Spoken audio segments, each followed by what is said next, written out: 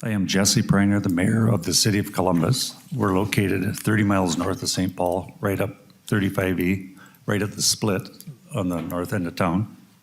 Thank you for the opportunity to speak today about this important issue for our city. With me is Janet Hegland. She's the city's deputy mayor with the details regarding our situation in Columbus. Again, thank you for your considerations. Ms. Hegland, could you identify yourself for the record?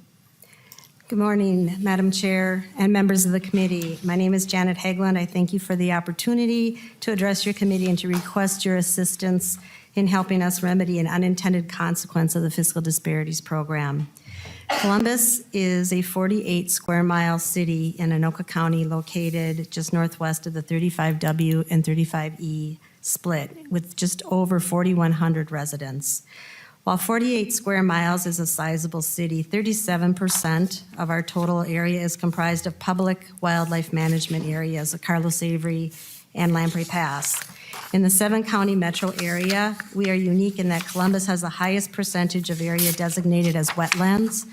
59% of our land is wetlands, and second in total percentage of area designated as aquatic, and that is 64%. We are a fiscally conservative community, and our council has worked hard to reduce our tax rate from 50.6% in 2019 to 38.2% in 2024.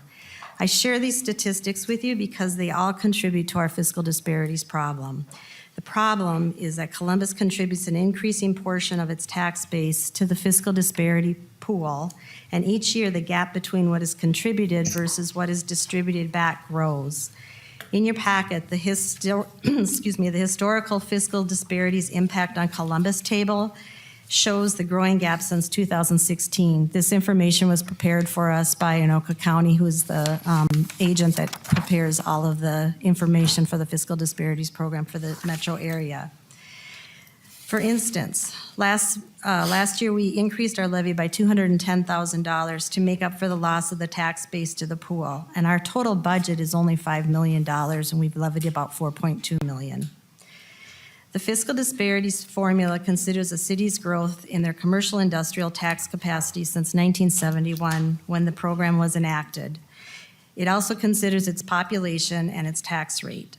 Most of Columbus's commercial and industrial tax base was developed after 1971, so most of our growth is captured in the calculation determining the amount paid into the pool as compared to cities with a significant CI tax base exempted because it existed prior to 1971. We can't grow our way out of this problem like some cities have because we can't grow our population. The extensive amount of publicly owned land and wetlands result in fragmented areas of developable lands, forcing the lack of density. If the land isn't underwater, it's likely in a floodplain, and that really impacts residential development with private wells and septics. You have maps in your packet that show the extent of wetlands and floodplains in Columbus. In addition, the Met Council has designated Columbus as a diversified rural, which is 1 unit per 10 acres, an emerging suburban edge community, which is 3 to 5 units per acre. So we are expected to manage our growth accordingly to prevent the premature demand for extension of urban services. As such, our population remains flat. We have added just 223 people to our city in the past 24 years.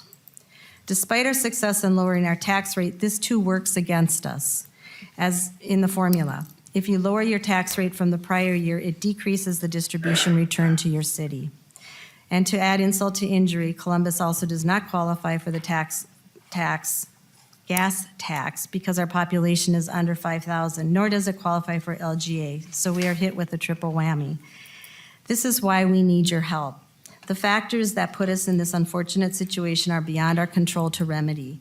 The gap will continue to grow if we continue to be successful in attracting businesses to our community because we cannot grow our residential population proportionally due to the wetlands, publicly held lands, and the Met Council designation.